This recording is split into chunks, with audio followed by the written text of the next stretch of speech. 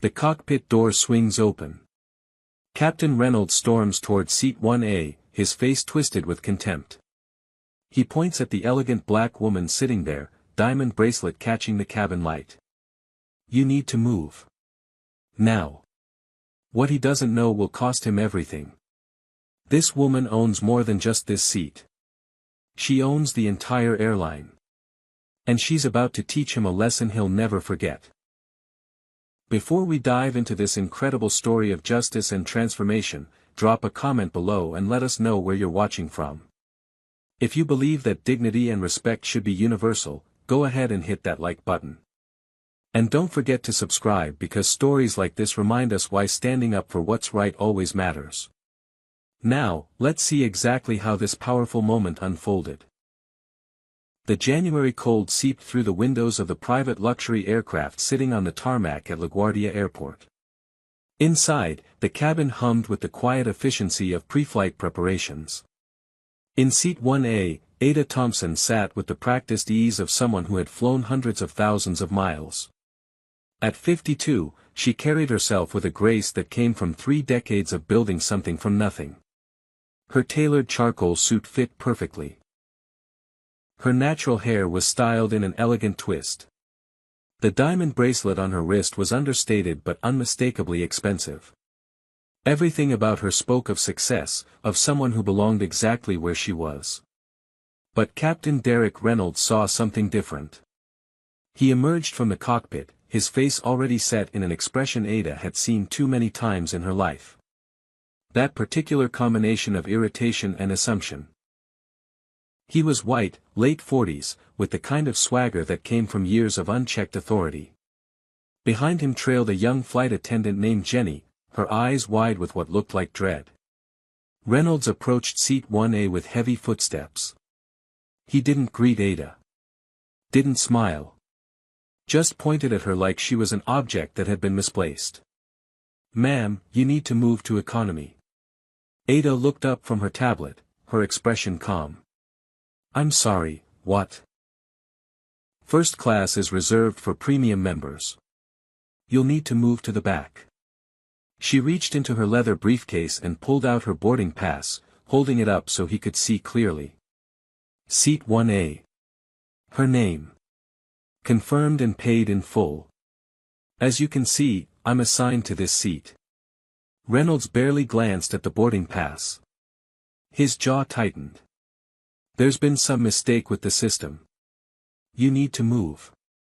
Around them, other passengers watched. All of them white. All of them silent. An elderly woman 2 rows back whispered loudly enough for everyone to hear, "She probably snuck up here." Ada felt the familiar burn in her chest. Not surprise. She'd stopped being surprised by this decades ago. But the wound was always fresh, always sharp. "There's no mistake," she said, keeping her voice level and professional. "I'd like to speak with the gate supervisor, please." Reynolds' face flushed red. "I don't have time for this. I'm in command of this aircraft, and I'm telling you to move to economy. And I'm telling you I have a confirmed first-class seat that I purchased. If there's a problem, let's resolve it with the proper supervisor." The captain's voice rose. "Ma'am, we have a schedule to keep. I don't know how you got that boarding pass, but you need to gather your things and move. Now." Ada slowly pulled out her phone and began recording. Her hands were steady, but inside, memories flooded back. Her grandmother Ruth, cleaning houses for people who treated her like furniture. Her own first day as a flight attendant, being told she didn't fit the image. Every slight, every dismissal, every time someone looked at her skin before they saw her humanity. "Stop that." Reynolds noticed the phone. "You can't record crew members without permission. I'm documenting a refusal of service. You're creating a disturbance. Put the phone away or I'll have security remove you." The co-pilot appeared then, a younger white man named Aaron Walsh. He looked uncomfortable, his eyes darting between Reynolds and Ada. But he said nothing. Just stood there, complicit in his silence. Reynolds pulled out his radio. "Ground security, this is Captain Reynolds on Flight 847. I need officers at the aircraft. We have a passenger refusing to comply with crew instructions."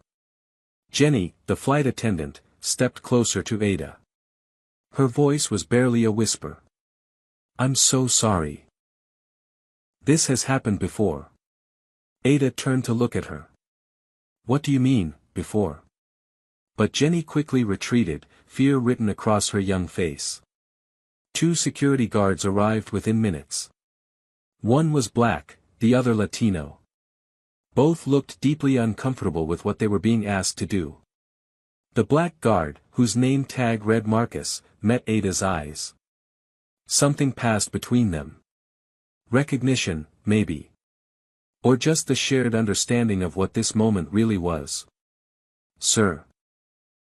Marcus addressed Reynolds. "What's the situation? This woman needs to be escorted to economy. She's refusing to move." Marcus looked at Ada's boarding pass, then at her. "Ma'am, your ticket shows 1A. "I know," Reynolds snapped. "There's been a system error. She doesn't belong in first class." The air in the cabin had gone thick with tension. Every passenger was watching now. Some looked away when Ada's eyes swept over them. Others stared with open curiosity or poorly disguised judgment. Ada stood slowly, gathering her briefcase with deliberate care. She straightened her jacket. Then she looked directly at Reynolds. "I'll move. But I want your full name and employee number." Reynolds actually smirked. The arrogance in that expression was breathtaking. "Derek Reynolds. Captain. Employee number 4782. Good luck with whatever you think you're going to do." Ada walked down the aisle toward economy. Every eye followed her. Whispers rippled through the cabin. She held her head high, but her hands trembled slightly as she found a cramped seat in the back. The contrast was immediate and stark. Less legroom. Worn upholstery. The faint smell of old coffee and recycled air. She sat down and closed her eyes. And suddenly she was 9 years old again, watching her grandmother scrub someone else's floors. Hearing the casual cruelty in voices that never bothered to lower when Ruth was in the room. Her grandmother's words came back to her, clear as bells: "Remember everything, baby. Learn from their world. Then build your own better." Ada had built her own world. Skyward Aviation Holdings. 12 airlines. Worth $2.3 billion. She'd started with a $20,000 loan and one ancient plane that barely flew. Worked double shifts as a flight attendant while going to night school. Saved every penny. Faced rejection after rejection, doors slammed in her face because she was black, because she was a woman, because she didn't fit. But she'd won. She'd built an empire. And this man, this Captain Derek Reynolds, employee number 4782, had just humiliated her on one of her own planes. The wound wasn't new. But underneath the pain, something else was building. Something cold and sharp and absolutely certain. She was about to teach him exactly what it cost to underestimate Ada Thompson. As the plane filled with passengers and the engines began their pre-flight hum, Ada sat in the cramped economy seat and let the memories wash over her.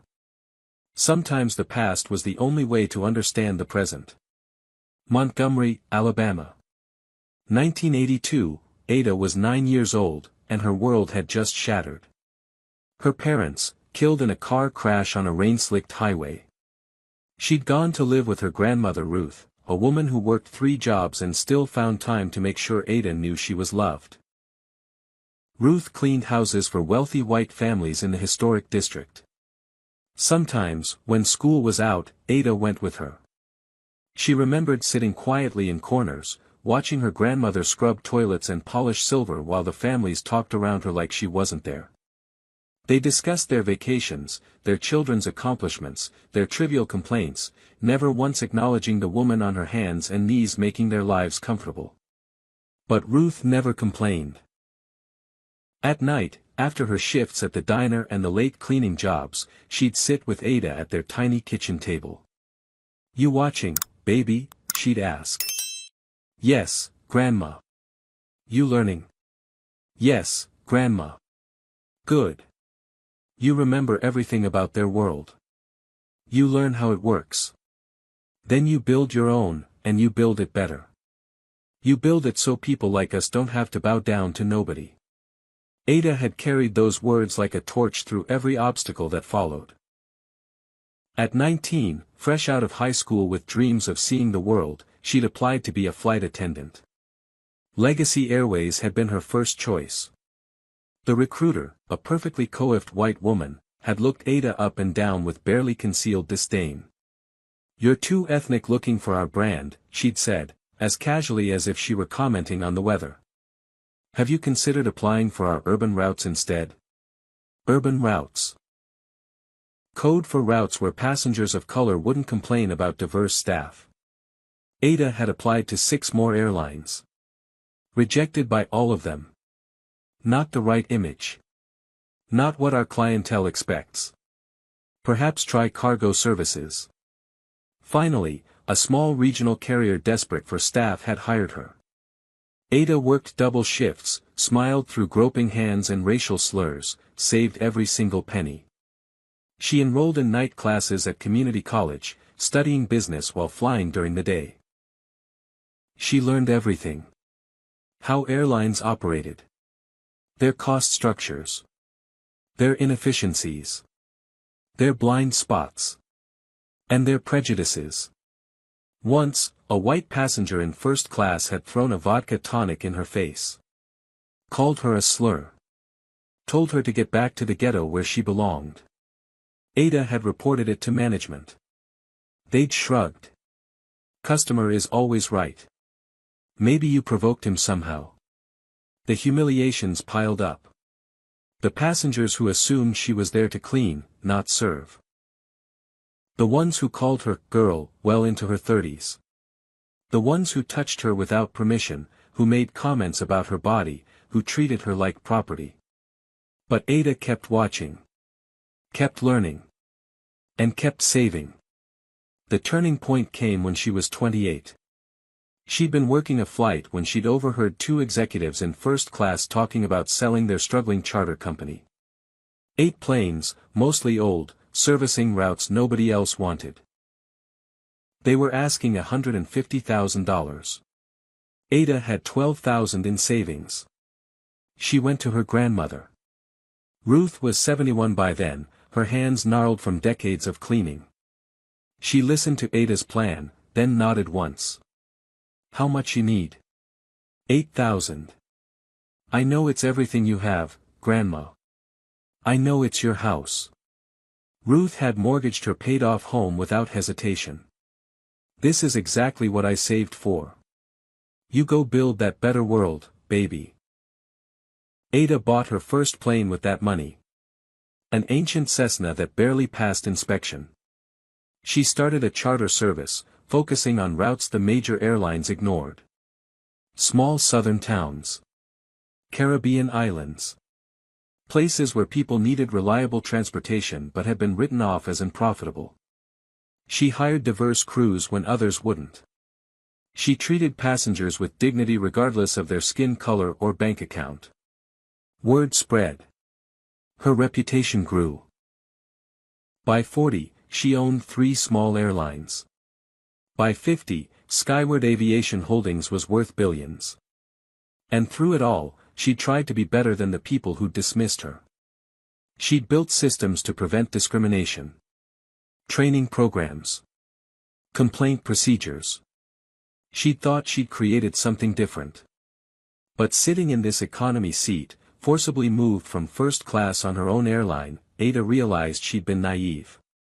She'd built the structure, but she hadn't watched closely enough.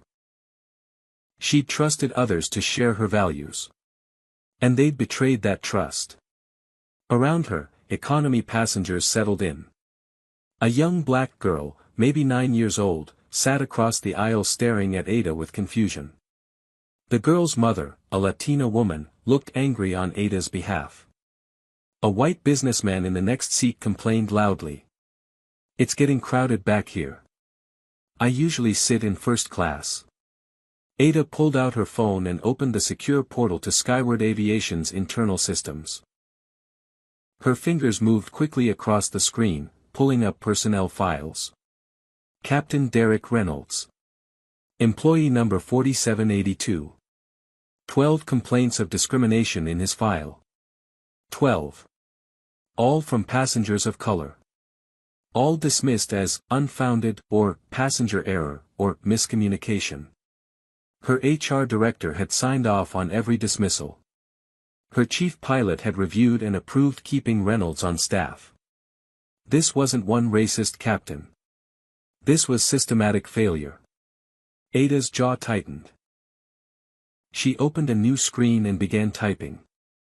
Messages to her attorney. Her private investigator. Her board chair. The wheels were already turning in her mind. Not just revenge. Justice. And a complete dismantling of the rot she'd allowed to grow in her own company. She glanced up at the young black girl still watching her. The girl smiled shyly. Ada smiled back, but inside, her resolve hardened to steel. Some lessons needed to be taught. And she was about to become the teacher Captain Reynolds would never forget. The plane's engines roared to life, and the aircraft began its taxi toward the runway. Ada sat in her cramped economy seat, laptop balanced on the tiny tray table, documenting everything. But she wasn't alone in her observation. Jenny, the flight attendant who trailed Captain Reynolds earlier, began the beverage service. When she reached Ada's row, her hands trembled slightly as she poured water. The cup tipped, spilling liquid across Ada's tray table. "Oh no, I'm so sorry." Jenny grabbed napkins, leaning close to wipe up the mess. Her voice dropped to barely a whisper. "I'm so sorry about what happened. He does this. Management knows. They don't care." Ada whispered back, "Tell me everything. After we land." Jenny's eyes widened, but she nodded quickly before moving on. Across the aisle, the young black girl continued to stare. Finally, she spoke up, her voice clear and confident despite her age. "You shouldn't be back here." Ada turned to her, genuinely curious. "Why do you say that, sweetheart?" The girl studied Ada's face with the intensity only children possess. "You have the face of someone important. Like my teacher says about Rosa Parks. You look like you're supposed to be in charge." "Sophia." Her mother reached over, embarrassed. "I'm so sorry. She's very outspoken." Ada smiled warmly. "Never apologize for a child speaking truth." "I'm Ada. What's your name?" "Sophia Rodriguez. This is my mom, Carmen." Carmen leaned over, lowering her voice. "I want to apologize for what that captain did. It was wrong. And Sophia's right. You look like you belong wherever you choose to be." "Thank you. But this isn't the first time something like this has happened to you, is it?" Carmen's expression darkened. "How did you know?" I recognized the look. The resignation mixed with anger. Carmen glanced around, then spoke quietly. "I'm an immigration lawyer. I fly this route monthly for asylum cases in Houston.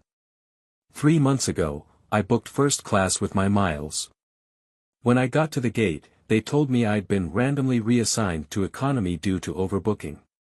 But when I boarded, first class was half empty. Did you complain?" "I tried.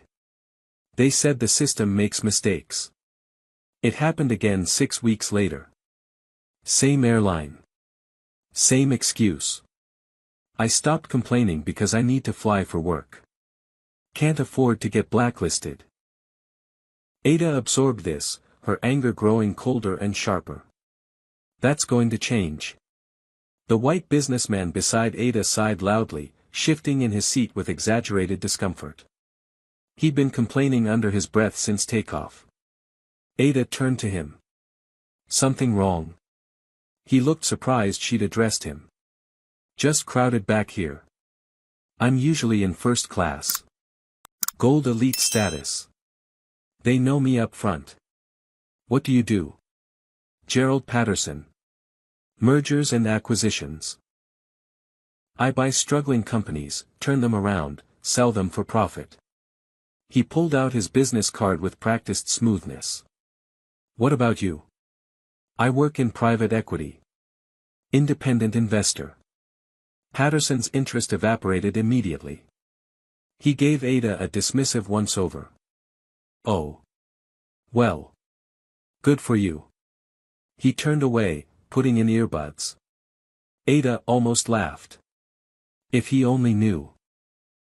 20 minutes into the flight, Marcus, the black security guard from earlier, walked through the economy cabin ostensibly checking overhead bins. As he passed Ada's row, he slipped a small piece of paper onto her tray table without making eye contact. Ada waited until he'd moved on before unfolding it. I recognized you from Forbes. Play along. I'm documenting everything. She pulled out her phone and carefully typed a text to the number on the paper. Why? The response came within seconds. My daughter wants to be a pilot. She's 15. Brilliant. Loves aviation more than anything. Last year, she got to tour this airline's training facility. She showed Captain Reynolds her flight logbook. He told her black girls don't have the temperament for aviation. Said it would be a waste of money to train her. I've been waiting 8 months for an opportunity like this. Ada's hands curled into fists. She typed back, what do you have? Photographs of 8 separate incidents. Witness statements from 5 flight attendants too scared to report officially. Financial records showing unreported cash payments to Reynolds and 3 other captains. I work security. I see things. I document things. But who would believe airport security over captains? I needed someone with real power. You have that now, Ada typed. Stay close. The plane hit a patch of turbulence, and Captain Reynolds' voice came over the intercom, dripping with false charm. Ladies and gentlemen, we're experiencing some light chop. Flight attendants, please be seated. First-class passengers, will resume champagne service once we're through this rough patch. A deliberate pause. Economy passengers, beverage service will continue shortly. The segregation in his tone was unmistakable. The casual dismissal of economy passengers, the preferential treatment of first class. It wasn't just about comfort or ticket prices. It was about hierarchy. About who mattered and who didn't. Ada looked around the economy cabin. Carmen, who'd paid for first class twice and been bumped twice. Sophia, who might dream of flying planes but would face men like Reynolds at every turn. Marcus's daughter, brilliant and passionate, told she didn't have the temperament because of her skin. This wasn't just about her anymore. It had never been just about her. It was about every person of color who'd ever been told they didn't belong. Every dreamer dismissed because of their race. Every talented individual held back by prejudice masquerading as policy. Ada opened her laptop and began typing new messages. To her attorney, prepare discrimination lawsuit documentation. Multiple plaintiffs. Federal charges. To her private investigator, full audit. Skyward Aviation Northeast Division. Every employee. Every complaint. Every dollar. I need it in 48 hours. To her board chair, emergency meeting. Video conference in 3 hours. Non-negotiable. She was about to go to war. Not with guns or violence, but with truth and accountability and the full weight of the power she'd spent 30 years building. Captain Reynolds had made the worst mistake of his life. He'd underestimated Ada Thompson. And he was about to learn exactly what that cost. The turbulence grew worse over Pennsylvania, the plane shuddering through pockets of rough air. In economy, passengers gripped their armrests. But Ada noticed something strange. The shaking seemed more pronounced back here than it should be. She'd flown enough to know the difference. Marcus appeared again, this time openly approaching her seat. He leaned down, voice low. "You feel that? The extra shake?" "I noticed." "What's going on?" "Economy cabin has older stabilization equipment. Maintenance was supposed to upgrade it 6 months ago. Got delayed because of budget cuts. First class got the new system. Back here got promises." Ada's jaw tightened. She owned this airline. She'd approved budgets. But somehow this decision had been made without her knowledge. How deep did the rot go? Jenny, the flight attendant, secured the beverage cart and sat down hard in the jump seat near Ada's row. The turbulence gave her an excuse to stay put. She leaned toward Ada, her voice shaking. "I need to tell someone. I've kept quiet for 6 years, and I can't anymore. Tell me everything." Jenny's story spilled out in a rush. She'd started with the airline fresh out of college, idealistic and in love with aviation. First year, Captain Reynolds had commented on her body, suggested promotions could be negotiated privately. She'd reported him to HR. They'd called it a miscommunication and suggested she'd misinterpreted friendly mentoring. Second year, she'd watched Reynolds force an elderly Asian man from first class to economy, claiming overbooking. The man had been traveling to his wife's funeral. Jenny had tried to intervene. She'd gotten written up for insubordination. Third year, the pattern became impossible to ignore. Reynolds systematically targeted passengers of color, especially black passengers. Always first class. Always claiming system errors or overbooking or policy violations. And always, the displaced passengers were people who looked like Ada. "I documented everything," Jenny whispered. "Photos. Dates. Names of witnesses. I took it all to the chief pilot last year." "What did he say?" "He said Derek Reynolds brings in revenue. Flies extra routes. Never complains about assignments. He told me not to make waves.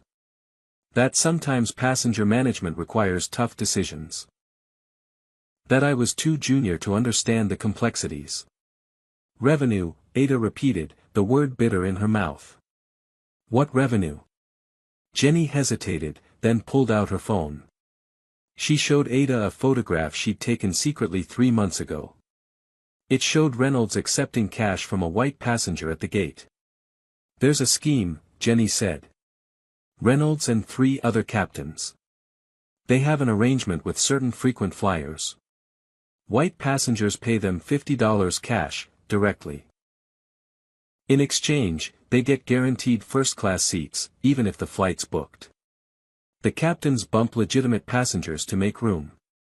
The airline gets the original first-class fare, plus these passengers pay extra cash directly to the captains. And when passengers of color complain about being bumped, they're told it's system errors. The complaints get buried. The captains split the cash. It's been going on for 18 months. Ada felt sick. Her airline. Her company that she built on principles of dignity and fairness. Corrupted into a literally segregated system where white passengers could pay for the privilege of displacing black passengers. Now, let me ask you something. If you discovered corruption this deep in your own company, what would you do? Comment number 1 if you think Ada should expose everything immediately, or comment number 2 if she should gather more evidence first. And make sure to hit that like button if you believe that justice is worth more than profit, and subscribe because this story is about to take a turn nobody saw coming. How far up does this corruption go? Does Ada's own executive team know what's happening? Stay with us to find out. The co-pilot, Aaron Walsh, suddenly appeared at the economy bathroom. When he emerged, he froze, seeing Ada. The recognition in his eyes was instant and horrified. "Ms. Thompson." His voice barely worked. "I didn't.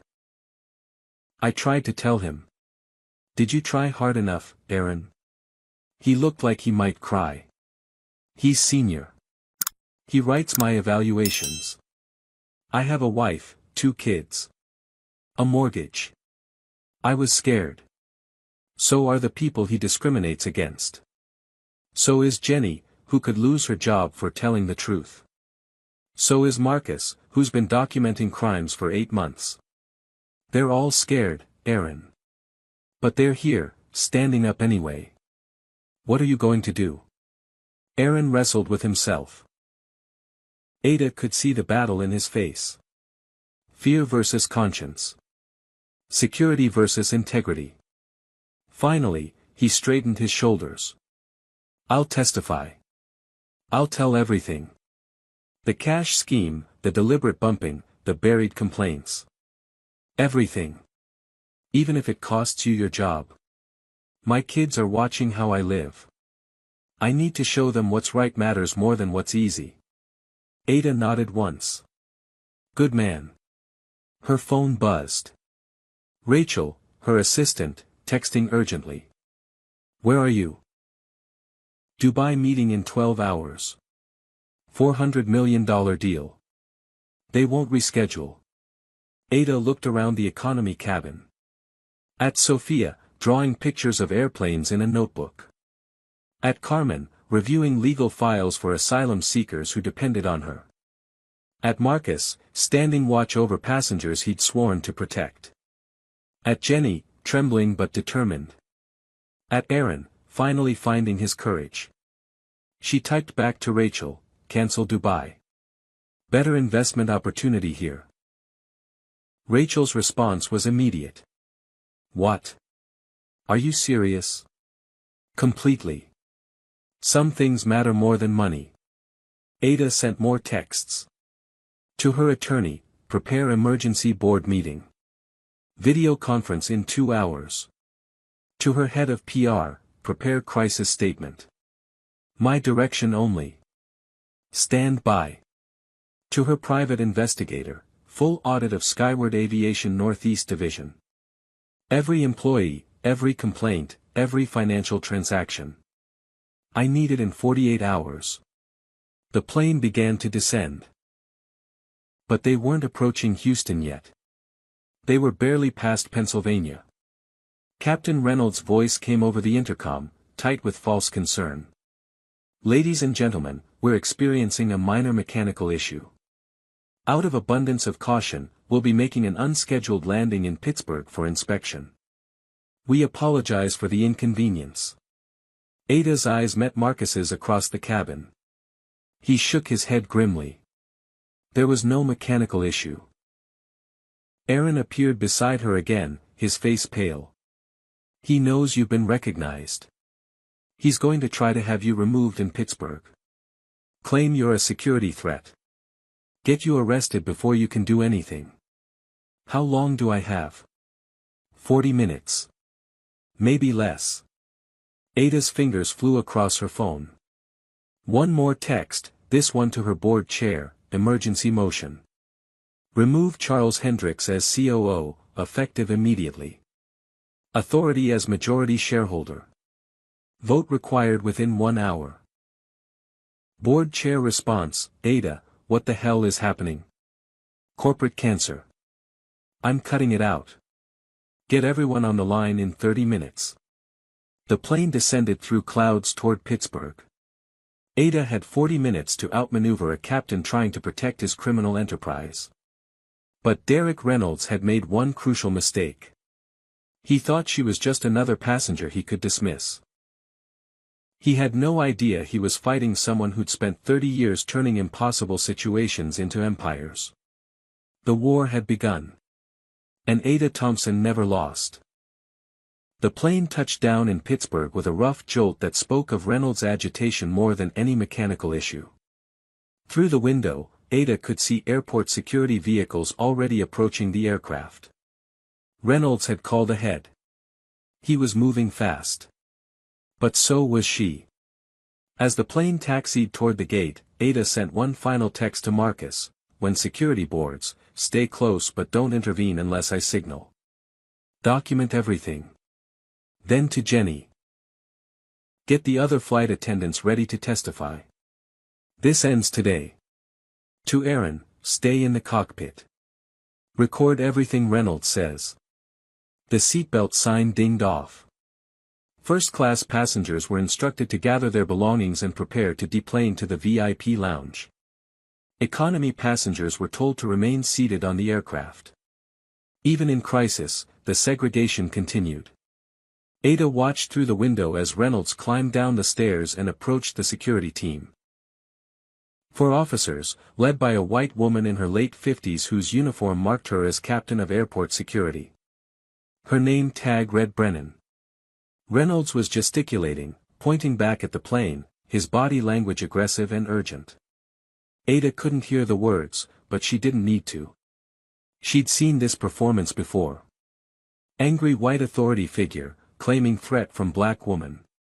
Tale as old as time. Captain Brennan listened, her face unreadable. Then she nodded once and headed toward the aircraft. The cabin door opened. Brennan entered, her eyes scanning the economy section until they found Ada. Behind her, 3 more officers filed in. Ma'am. Brennan's voice was professional, neutral. We have a report of a passenger causing disruption and refusing to follow crew instructions. I need you to come with us. Ada stood calmly, gathering her briefcase. What specific disruption am I accused of, Captain? Brennan consulted a paper in her hand, reading from Reynolds' statement. Refusing to follow crew instructions regarding seating assignment. Recording crew members without permission. Inciting other passengers to disruptive behavior. Every word was a lie, and everyone in economy knew it. Carmen stood up, her lawyer instincts firing. That's completely untrue. I'm an attorney, and I witnessed the entire incident. This woman was removed from her assigned seat without cause. The only disruption was from Captain Reynolds. She didn't do anything wrong. Sophia's young voice rang out clear and certain. Marcus stepped forward carefully. Ma'am, I was present from the beginning as part of the ground security team. Captain Reynolds' statement doesn't match what I observed. Jenny rushed from the galley, her hands shaking but her voice steady. I'm a flight attendant on this aircraft. I can't stay quiet anymore. Captain Reynolds is lying. He's been systematically discriminating against passengers for over a year, and I have documentation. Reynolds' voice crackled over Brennan's radio. That flight attendant is disgruntled. She's facing disciplinary action. Ignore her statement. Brennan looked around the cabin. At Carmen in her lawyer's composure. At young Sophia, fierce in her certainty. At Marcus in his security uniform. At Jenny, trembling but resolute. At Ada, standing calm and dignified at the center of it all. Captain Brennan had 20 years of experience reading situations. And what she saw didn't match Reynolds' story. Everyone off the plane, she announced. All passengers, both cabins. We're conducting individual security interviews. Reynolds' voice exploded through the radio. That's not necessary. We'll miss our schedule. I have authority over this aircraft. And I have authority over security at this airport, Brennan cut him off. Your report triggered a safety protocol. I'm following it. All passengers deplane now. The first-class passengers filed out, angry and confused. White faces twisted with annoyance at the inconvenience. Some shot hostile glares toward economy, clearly blaming Ada for the delay. Gerald Patterson, the businessman, muttered loudly as he passed, "This is exactly why standards matter." Brennan organized everyone with military efficiency. Witnesses to one waiting area. Ada to a private security office. Reynolds to another room entirely. The security office was small and sterile. Brennan sat across from Ada, a recorder on the table between them. Before we start, Brennan said, I need to ask directly. Are you planning to sue the airport? Ada met her eyes. That depends on the next 10 minutes. Fair enough. Brennan leaned back. Tell me everything. From the beginning. Ada laid it out methodically. The confirmed first-class seat. Reynolds' demand that she move. His refusal to look at her boarding pass. The humiliation of being walked to economy by security. The pattern of discrimination Jenny had described. The cash scheme Aaron had confessed to. The systematic burial of complaints. Then she pulled out her phone and showed the recording. Showed her boarding pass. Showed the confirmation emails. Finally, she showed her identification. Ada Thompson. CEO and majority shareholder of Skyward Aviation Holdings. I own this airline. Brennan's eyes widened. For a moment, neither woman spoke. You own the airline, Brennan repeated slowly. I do. And I'm about to clean house. Brennan stood, paced to the window, then turned back. I've been in airport security for 23 years. I've seen this pattern at every major airline. Passengers of color getting randomly selected for extra screening. Getting, coincidentally, bumped from flights. Having their complaints dismissed as misunderstandings. It's systemic. And it's wrong. Will you help me prove it?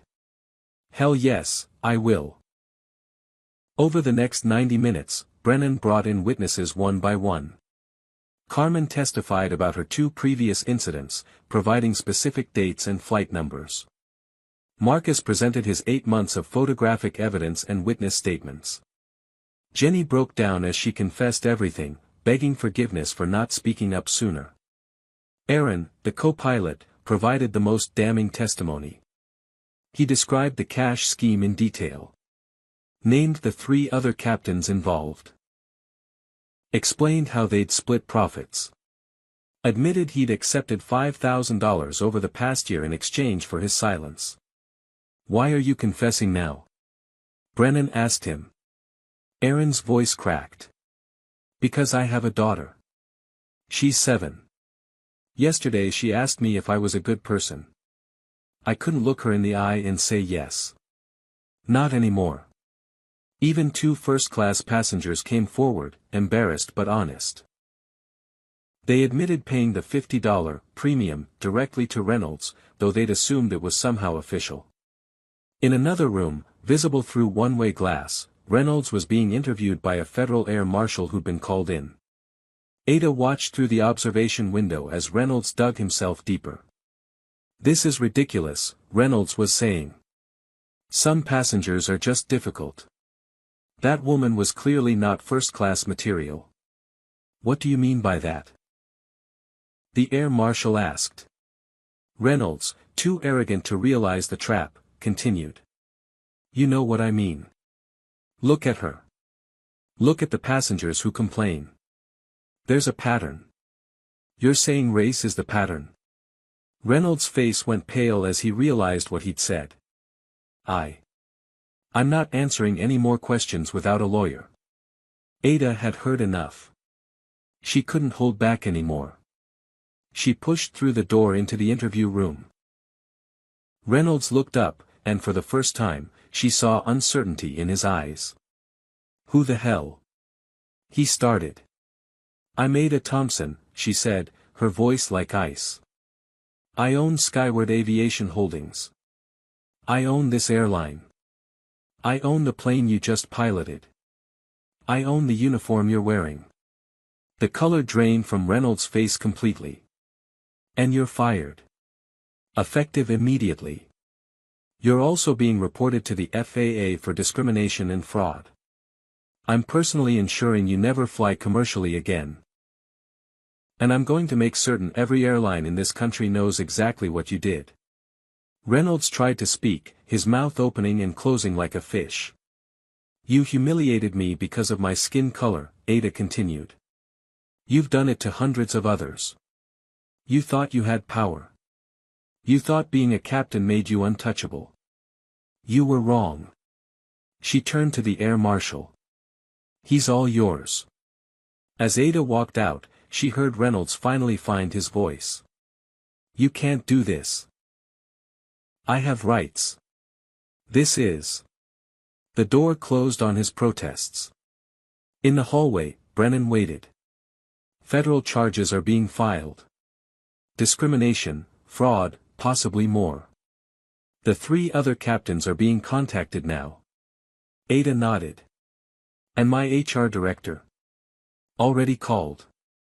Resigned 30 minutes ago rather than face investigation. Chief pilot? Suspended pending inquiry." Ada pulled out her phone.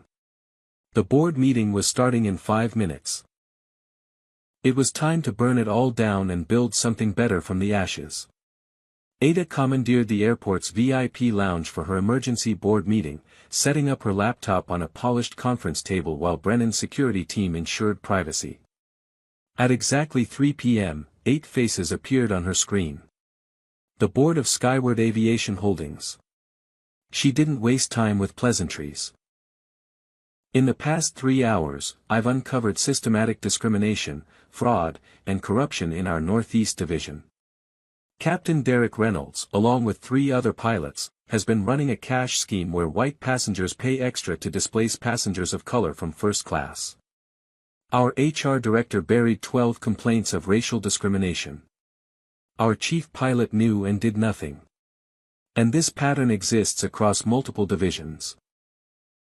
She shared her screen, showing Marcus's photographs, Jenny's documentation, the financial irregularities, the buried complaints.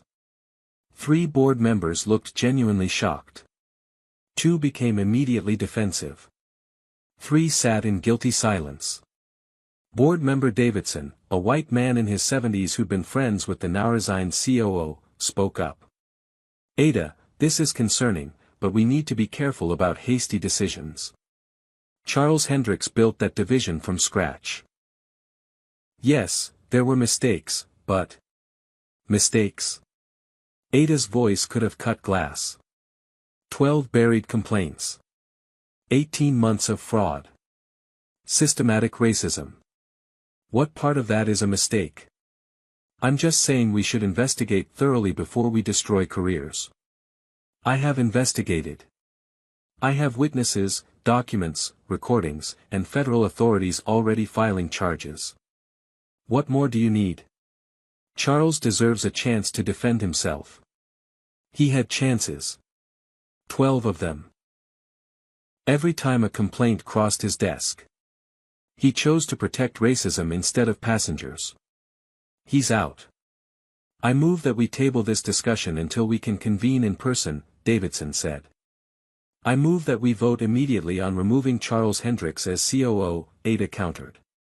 7 hands went up in favor. Only Davidson opposed.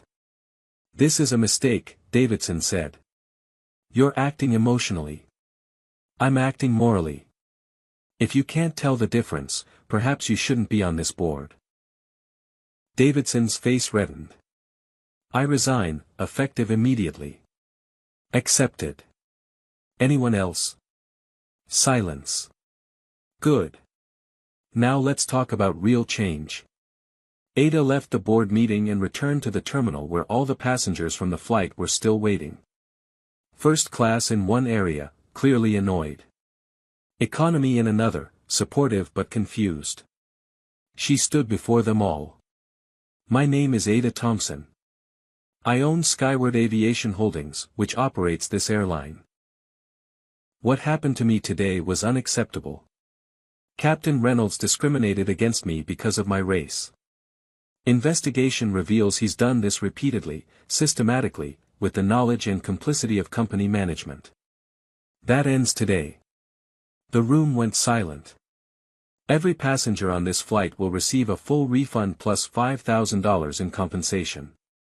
Not because I'm legally required to, but because you all witnessed discrimination and deserved better. Gerald Patterson, the businessman who dismissed Ada earlier, stood slowly. His face was red. I think I might have been part of the problem. I paid extra cash a few times. I didn't ask questions. I should have. Yes, Ada said simply. You should have. He sat down, chastened. Carmen stood. I'm an attorney. I'll represent any passenger who wants to file individual complaints or join a class action. 7 hands shot up immediately.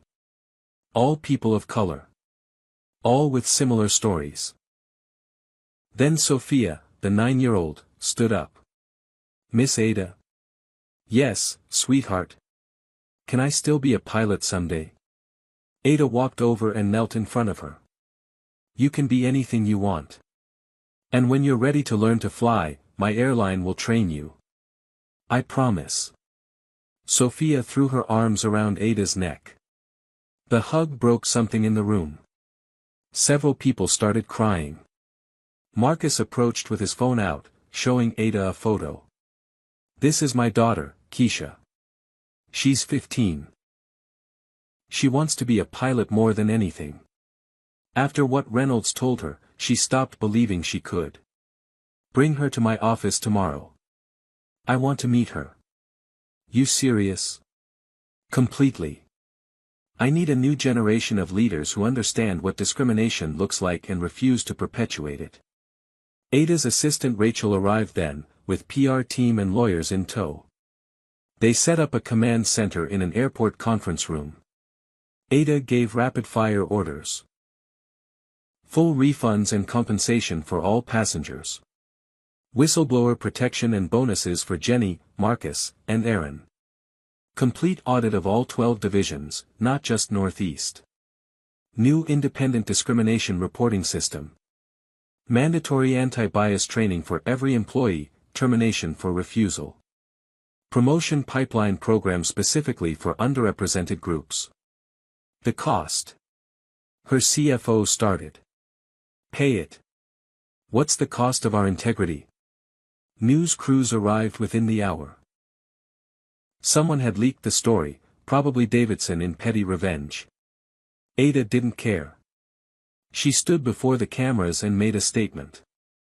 Today I experienced what thousands of passengers of color experience regularly in air travel. Being treated as less than human. I'm fortunate to own this airline and have the power to change it. But change shouldn't require a billionaire getting discriminated against. It should be basic human decency. Skyward Aviation failed that test. We're fixing it, starting now. A reporter shouted, "What would you say to Captain Reynolds? I hope he learns from this.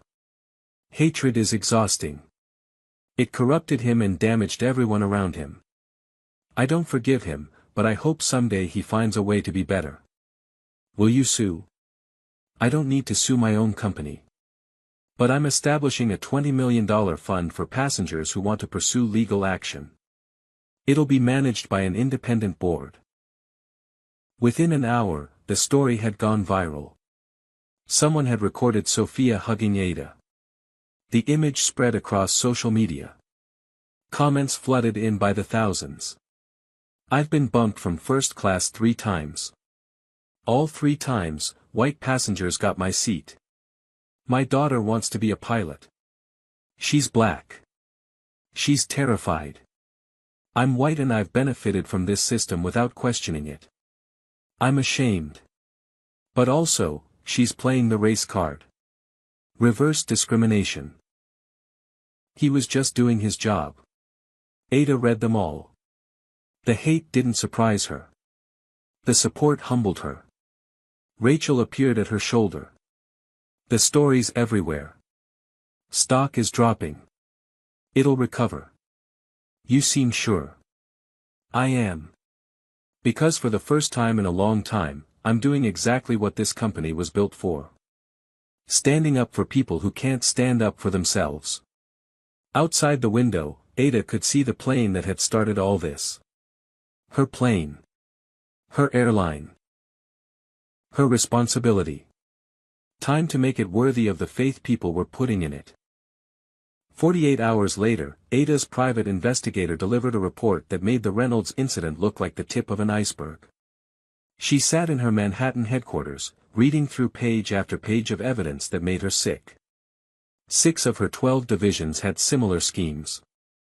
Different variations, but the same core rot. Cash payments. Systematic bumping of passengers of color. Buried complaints. The total stolen revenue, $1.2 million over 3 years. Estimated passengers discriminated against, over 400. Ada called an emergency summit. Every division head, summoned to New York immediately. They arrived nervous. Some defiant. She projected the findings on a massive screen. "This is who we've become," she said. "Not an airline. A system of discrimination with planes attached." Thomas Wilcox, Southeast Division head, leaned back in his chair. "Ada, you're overreacting. A few bad actors don't represent 400 passengers." "How many in your division, Thomas?" "We handle complaints appropriately." Ada pulled up his division's records. 23 complaints of discrimination in 2 years.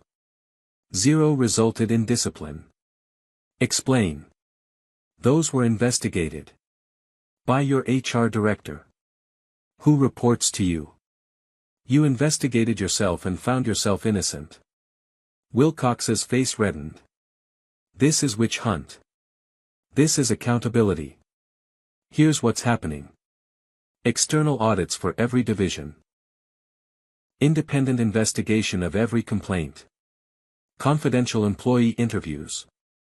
Anyone who enabled, ignored, or perpetrated discrimination has 30 days to resign with severance or face termination and criminal charges." 3 division heads stood to leave. "Sit down," Ada said quietly. "Walk out now, and you're fired immediately with no severance. And I'll personally destroy your careers." They sat. Patricia Chen, Midwest Division head, stood instead. "Ada's right. I've been documenting issues in my division for a year. I stayed silent because I was afraid of being fired. That was wrong." She presented her own evidence. Discrimination in hiring, promotions, passenger treatment. "I want to help fix this," Patricia said. Ada nodded. "You just became Chief Diversity Officer. You report directly to me." The transformation plan rolled out.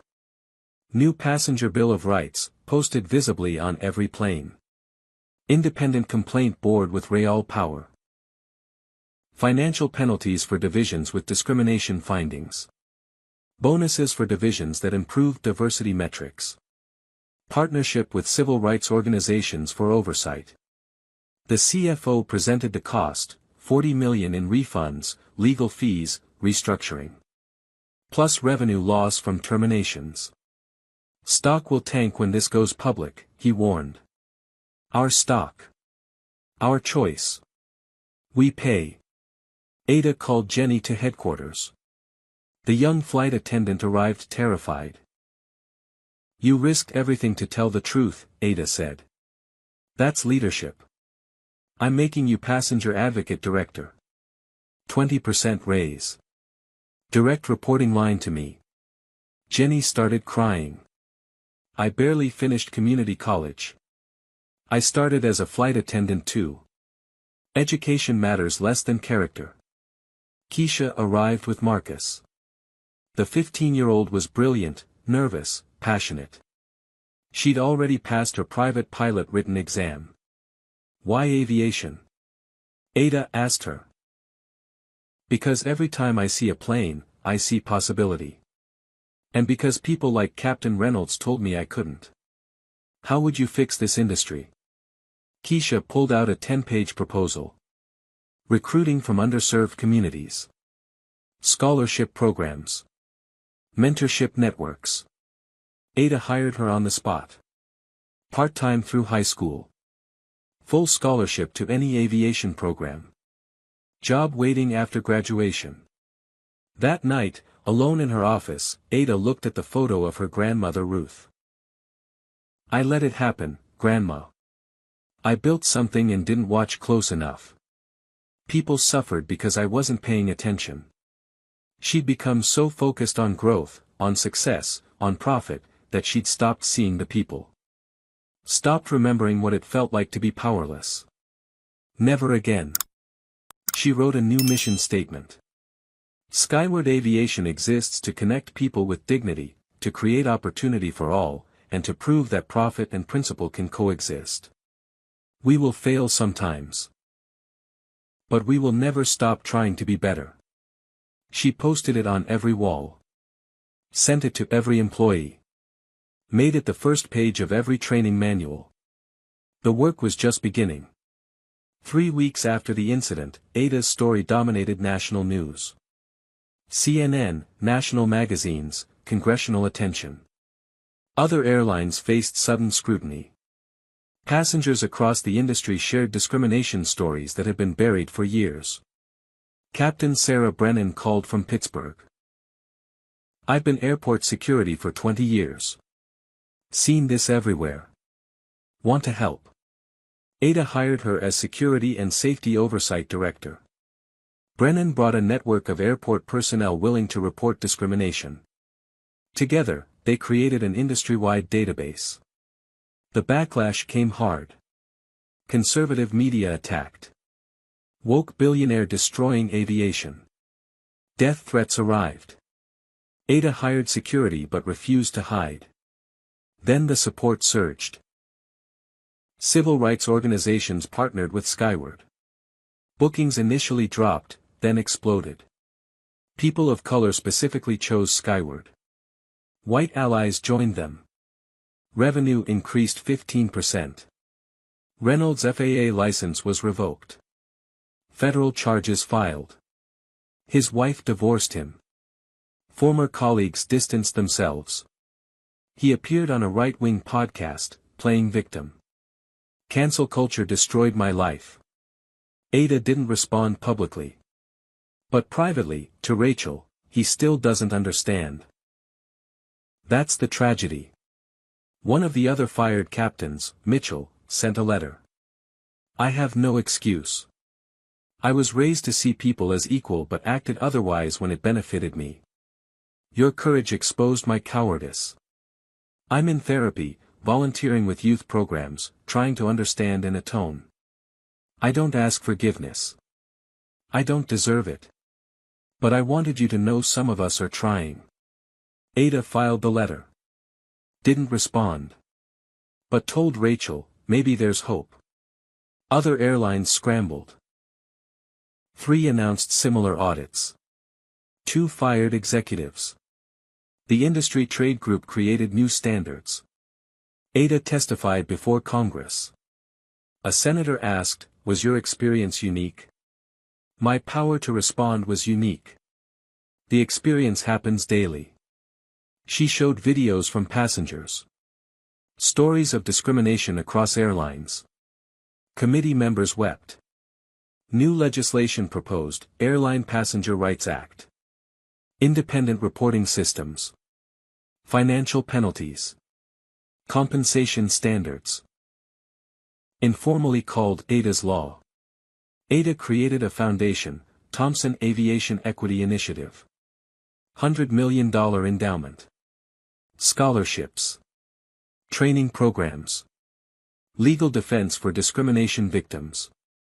Aaron, the co-pilot who testified, couldn't find work elsewhere. Blacklisted despite being a whistleblower. Ada hired him as director of pilot training. His mandate, recruit and mentor diverse candidates. Why trust me, he asked. I stayed silent so long. Because you found courage when it mattered. Redemption should be possible. Patricia Chen's diversity initiatives transformed the company.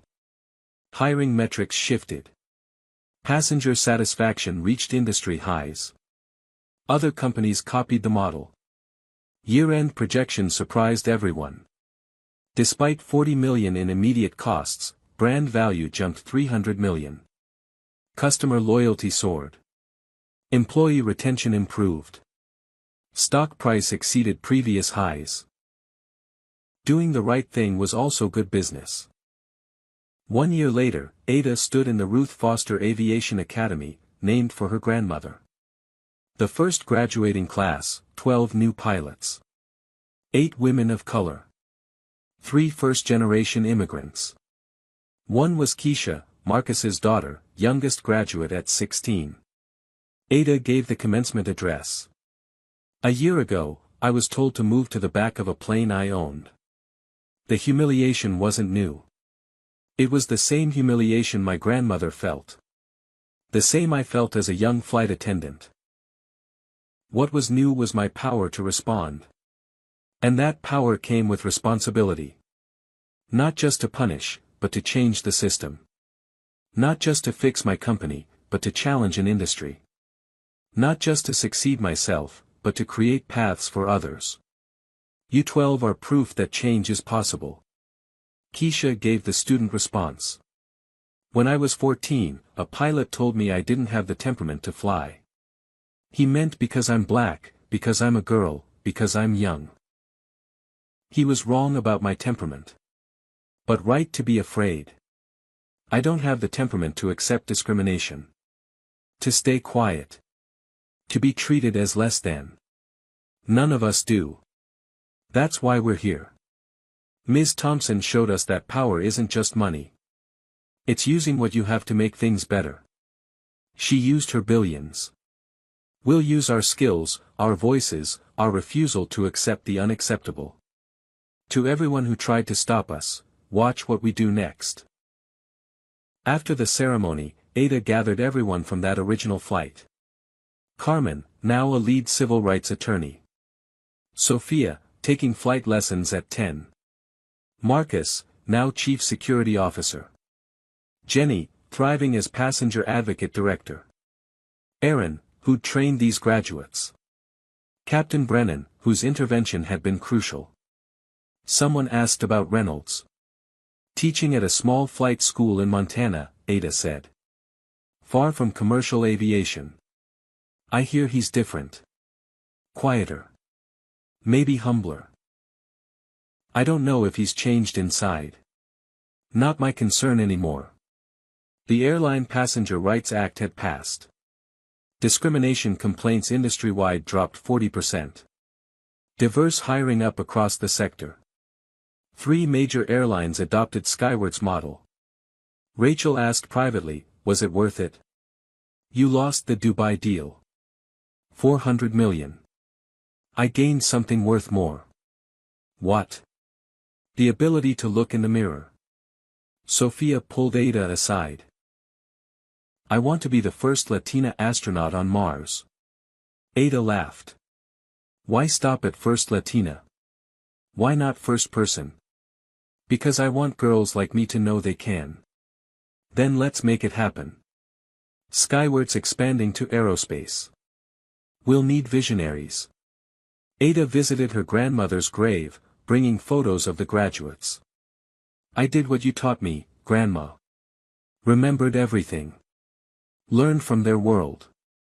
Built my own better. But it's not finished. Never will be. There will always be people who judge by skin instead of character. The fight doesn't end. But neither do we. Ada boarded a Skyward flight. The new captain greeted her. Ms. Thompson, it's an honor. Captain Tamara Wright. I trained at Ruth Foster Academy. First time as captain. You'll be brilliant. Ada settled into seat 1A. The cabin was diverse, comfortable, dignified. A young black boy stared. His father whispered, that's Ms. Thompson. She owns this airline. Made it fair for everyone. The boy asked, really? Ada winked. Not equal. Fair. There's a difference. Equal means everyone gets the same. Fair means everyone gets what they need. Captain Tamara's voice came through, good afternoon. This is Captain Wright. Welcome aboard Skyward Aviation, where every passenger matters. We're honored to serve you. Ada closed her eyes. Remembered the humiliation of being told to move. Her grandmother's strength. Everyone who said she couldn't. She smiled. Ada opened her laptop. Email from a senator about healthcare discrimination. Another from a tech CEO seeking diversity advice. Another from a grad student studying systemic change. She'd become more than a billionaire. She'd become a symbol. Not because she was perfect, but because when tested, she chose right over easy. Justice over comfort. Change over complicity. The fight continues. But so does the hope. So let me ask you this. What would you do if you witnessed discrimination like this? Would you speak up or stay silent? Drop a comment and share your thoughts. If this story moved you, hit that like button. Subscribe to see more stories of justice and courage. And share this with someone who needs to hear that standing up for what's right always matters, even when it costs everything. Thank you for watching. Remember, change starts when ordinary people refuse to accept the unacceptable. Stay strong, stay brave, and I'll see you in the next story. This story teaches us that power without accountability breeds injustice, but courage with conviction creates lasting change. Ada's experience reveals that discrimination thrives not just through individual bigotry, but through systemic silence. When good people stay quiet, when witnesses turn away, when institutions protect the powerful instead of the vulnerable, racism becomes embedded in everyday operations. The most profound lesson is that real change requires more than anger. It demands strategic action, documentation, and the willingness to sacrifice short-term gains for long-term justice. Ada didn't just fire one racist captain. She dismantled the entire corrupt system that enabled him. She transformed witnesses like Jenny, Marcus, and Aaron from scared bystanders into empowered advocates. We learn that position doesn't make you immune to discrimination. Being a billionaire didn't protect Ada from humiliation. But what separated her experience from countless others was her ability to respond with resources and influence. This highlights the urgent need for protective systems that defend everyone, not just those with power. Finally, this story proves that doing what's right can also be good business. Ada's commitment to dignity over profit initially cost $40 million, but ultimately increased her company's value by $300 million. Integrity and success aren't opposites. They're partners. The question isn't whether discrimination exists. It's whether we have the courage to confront it when we see it. What would you do in Ada's position? If you had the power to expose injustice, would you risk everything to make it right? Drop a comment below and share your thoughts. Have you ever witnessed discrimination on a flight or in any service industry? Tell us your story. If you believe that every person deserves dignity regardless of their race, hit that like button right now. Subscribe to this channel because we're committed to sharing stories that inspire courage and demand justice. And please, share this video with someone who needs to hear that standing up for what's right always matters, even when the cost is high. Thank you for watching and for caring about these important issues.